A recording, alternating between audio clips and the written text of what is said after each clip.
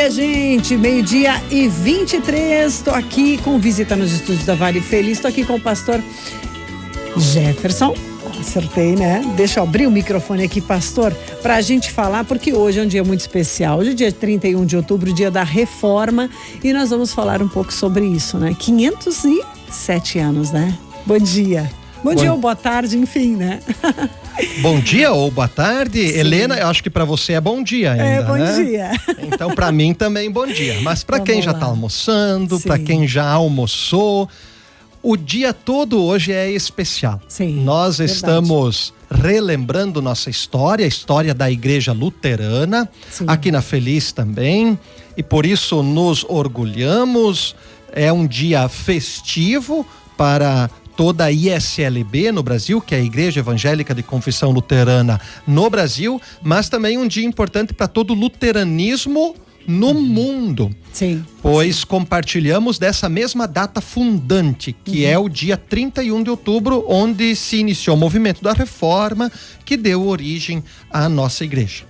Muito bem, realmente é um dia, a gente diz festivo, né? Não deixa de ser, né? De manhã a gente já recebeu a visita do pastor aqui, distribuindo essas delícias de bolacha. Aliás, parabéns para quem fez, né?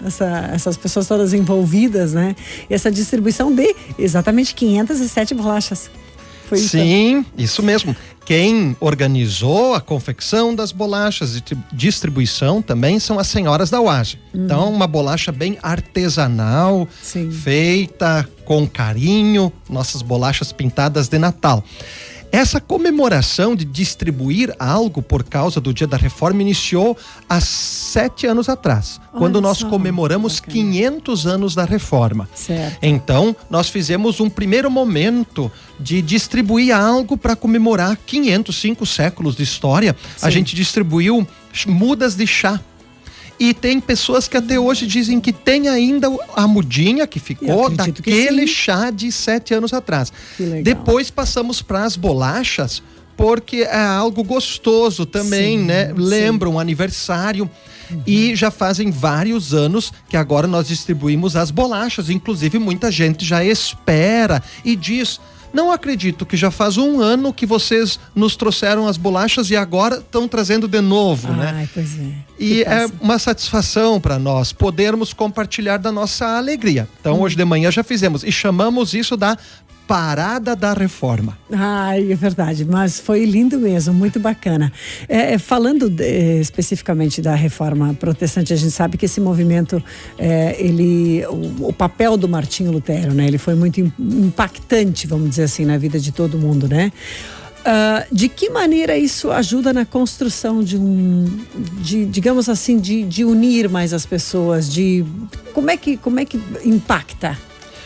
Como é que o movimento da Reforma trouxe também contribuição para a sociedade como a gente tem hoje? Isso é bem interessante de falar, porque nasceu como movimento eclesial, dentro da igreja, sim. O objetivo era mudar ou trazer um novo ponto de vista para a maneira como a igreja se organizava. Tudo bem. Mas a partir disso, toda a sociedade foi impactada.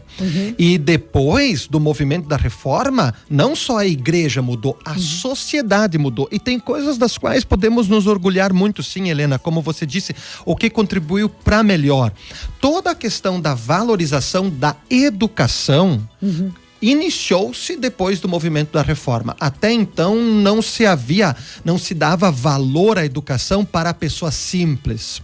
Só eram educados as pessoas das classes superiores ou quem estudava nos mosteiros, os líderes religiosos, que então eram educados para compreender as Sagradas Escrituras, mas a grande maioria da população não sabia ler, não sabia escrever, não tinha esse acesso. E a partir do momento que então se tentou trazer a Bíblia mais para perto das pessoas, não só mais para os clérigos a Bíblia, mas para a sociedade, se precisou que também as pessoas soubessem ler para compreender as Sagradas Escrituras. E esse movimento que começou na igreja, para que as pessoas tivessem acesso à educação, transformou a sociedade. Trouxe um entendimento de que a educação deve ser para todos, que a gente tem até hoje, Deus, isso foi herança da reforma. Certo. Uma herança bem sólida. Para uma curiosidade, Nina, a figura da professora mulher surgiu depois do movimento da reforma.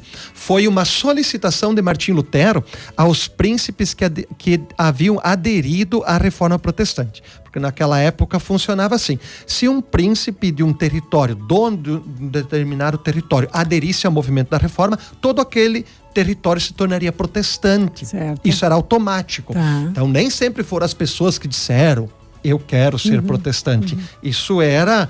Mas eram outros tempos também, era assim tempos. que funcionava, né? E Lutero, então, ele pediu, chegou até a exigir dos governantes que se educassem todas as crianças, e como todas as crianças, incluía também as meninas, que ainda a gente pode falar mais disso.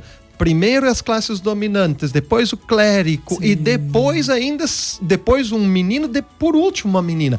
E Martim Lutero então exigiu que todos, meninos e meninas. E então surgiu a figura da professora para dar aula para as meninas. Olha só. E hoje são as professoras, a maioria. A maioria, eu ia dizer. Que nos ensinam. Exatamente. Dentro desse contexto, a gente vai longe. Falando Sim. em meninos e meninas, e aí, como é que está essa questão? Porque a gente fala disso, e eu acho que a religião toda sofre um pouquinho com a questão dos jovens. Como é que se consegue trazer? O que se consegue fazer de movimentação hoje para trazer os jovens para a igreja, para um pensamento, ao menos isso, né? Um pensamento um pouco mais voltado, né? Sim, esse é sempre um trabalho que exige esforço dentro da igreja. Por quê? Porque a juventude não é algo que ele dura. A juventude não dura, ela é transitória. Então, a gente precisa sempre de novo estar trazendo o jovem, porque ele é jovem por no máximo 10 anos, mas hoje a juventude ainda é mais encurtada dentro da igreja. Quando os jovens alcançam 18, 19, 20 anos, começam a trabalhar e a estudar, então eles já são quase jovens adultos. Sim, né? sim, então a gente trabalha com os jovens num período muito curto de tempo, 13 anos até no máximo 20 anos.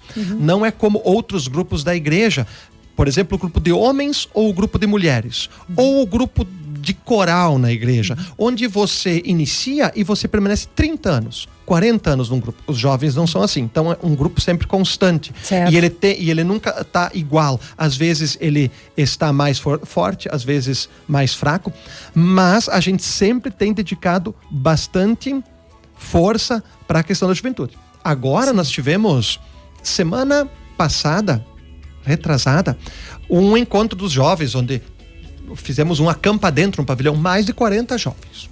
Olha muito aí. Bom.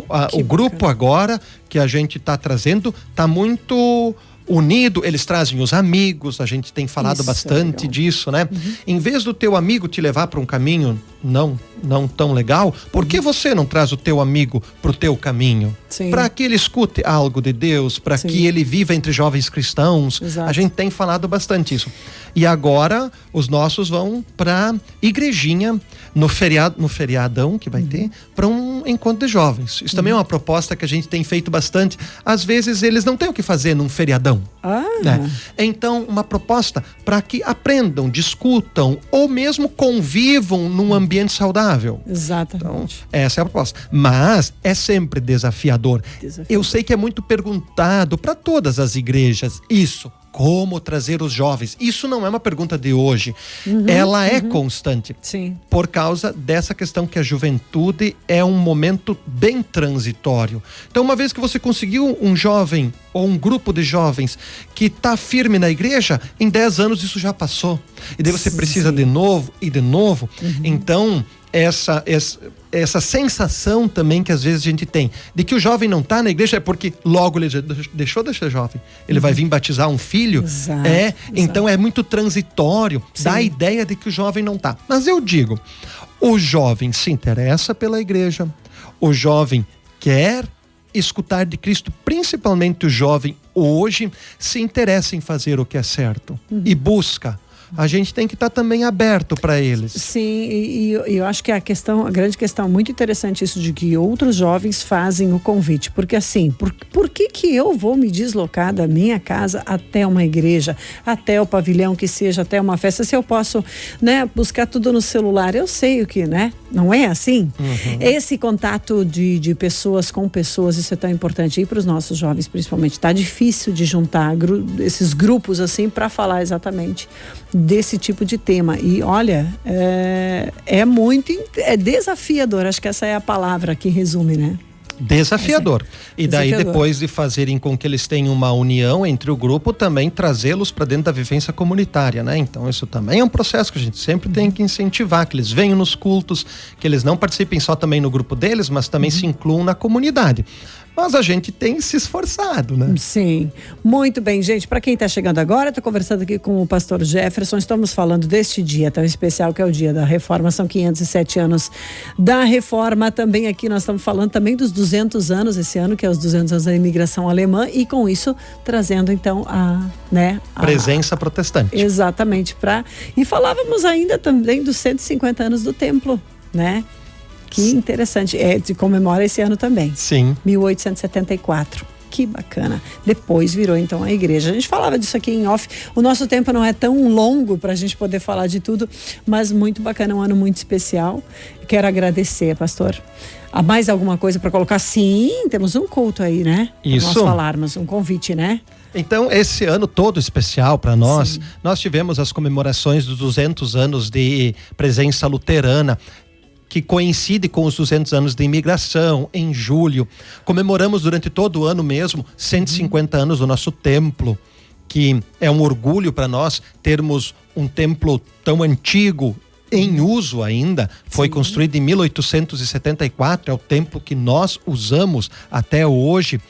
E tudo isso fez com que nós tivéssemos um ano muito especial. Agora nós vamos já encerrando esse ano. Sim. A comemoração do Dia da Reforma é um dos últimos momentos que a gente ainda relembra todo esse tempo então especial que foi para nós 2024. Convidamos então a todos para o nosso culto hoje de noite às 19 horas, culto da Reforma. Se quiserem aprender um pouco mais ou conhecer um pouco mais sobre a nossa confessionalidade, hoje à noite vamos falar sobre os 4 pilares que sustentam a confessionalidade luterana. Os 4 pilares sobre os quais está fundamentada a nossa igreja, que é a fé, somente a fé salva; Cristo, somente Cristo salva; a Escritura, a Bíblia, somente a Bíblia salva; e a graça de Deus, que é esse amor incondicional que Deus nos dá, que nos carrega nesse mundo, mesmo sendo cada um de nós pecadores e pecadoras.